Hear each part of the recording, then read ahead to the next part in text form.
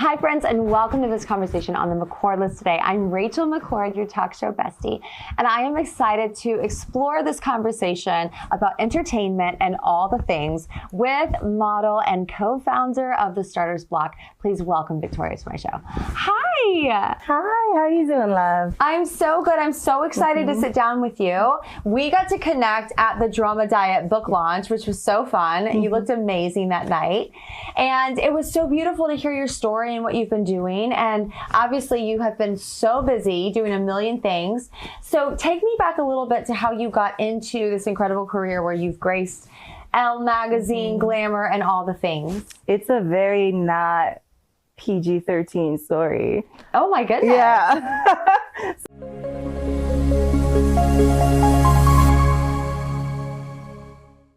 It's actually really funny. I never thought I was going to go into modeling. I was actually going to school to be an actor.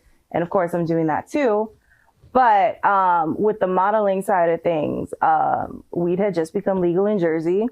And I went to the bodega. It was not a good trip. And I'm freaking out. And I'm trying to calm myself down. So I start scrolling on my phone. And I see an ad saying, "Do you want to be a model on Instagram?" I'm like, sure, anything to make this stop. And I click it. And it's for a promotion for a photo studio. And basically they would like evaluate you, say, like tell you if you got the stuff for it, if you got the chops. And you would get free portfolio pictures and some advice, and just skyrocketed from there.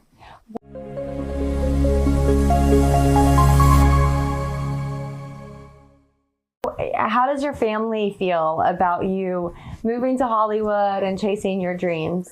Well, I mean, I'm bi-coastal, so that was kind of the compromise because they're all on the East Coast. So yeah, they didn't think I was really serious about it, or like, I feel like they didn't think I was going to make it. I remember at one point I told my dad, you know, my backup plan is like, I mean, I have these degrees in music and Spanish and Japanese. I'll become a teacher. He was so excited. He was so happy. He's like, you should start that now. I'm like, no. I gave myself 10 years to do this. That's how long it takes. Like Taraji P. Henson literally said, you know, it takes like 10 years to build a career. So they were never unsupportive, but I think they didn't.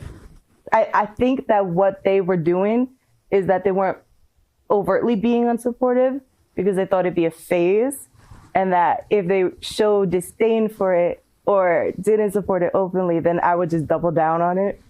But then it just ended up working out in my favor anyway.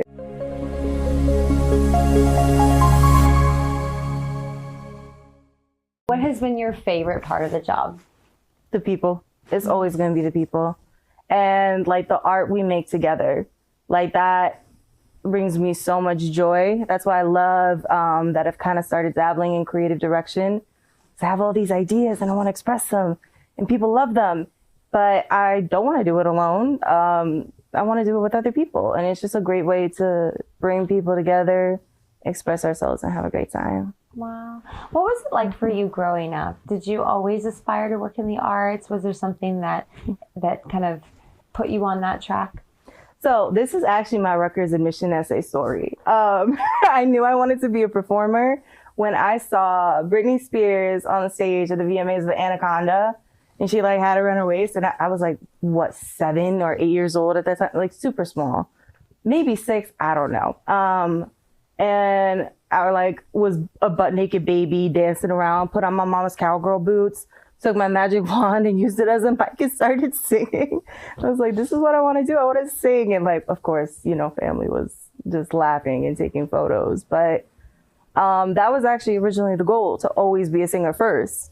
Everything's just kind of happening in reverse, which I'm not upset about. It's just very interesting how life kind of throws those curveballs at you. So ironically, the singing career is going to come a little later.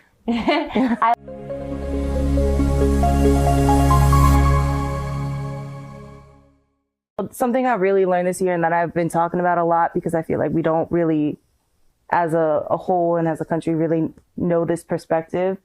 But jealousy is a roadmap to what you want. And I think it is a really underrated emotion. And I'm just such a jealous person. But I love that because it means I know exactly what I want and I want out of this life. And I can use others as my role models for that. So other models who are succeeding, other actors who are succeeding. And it's, you know, it might seem a little childish, like, oh, I just want to do what I want to do. But I think that's exactly what life is about, you know, just trying to find the ways to do what you want to do and enjoy success at the same time and joining other people with it.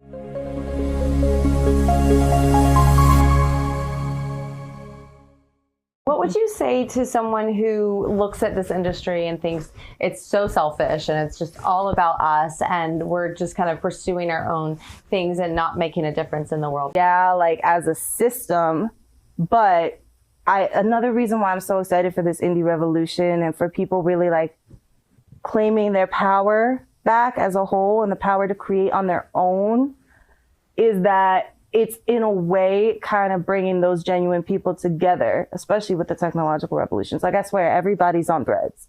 And everybody I find who is genuine to work with, I find on Threads. And it's just like, it's easier to find those spaces and those pockets now. So yeah, of course, it's a vain industry. I mean, modeling is literally based on image. Acting is literally based on image and sound. Like, yeah, at its core, it is what it is. But it doesn't mean you can't make something beautiful out of it and find people who go beyond that. I like that challenge because I do think that there is a lot that's focused on achievement and success and self-adoration, but I think that there is such an invitation also to serve in an environment like this because I think there's a great need.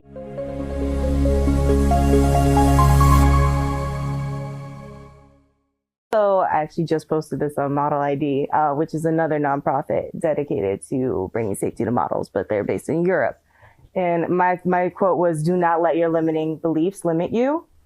I think we really get stuck on that. Like, oh, I can't model, I'm short. Yeah, you can. You just gotta, it's going to be harder. Let's be real. But you can do it. You're just going to be harder. You're going to have to get a little creative. You know, did people think we could get to the moon? No, but we did it. You know, there's a lot of stuff that we think is impossible, which is not. And a big part of success, in my opinion, is mindset. And it sounds cheesy, it sounds overplayed and overdone, but it really is actually what I see as the commonality between everyone I know who's successful. And yeah, just don't limit yourself. And if you're seeing a roadblock, try and find a fun, creative way around it. Wow, that's incredible.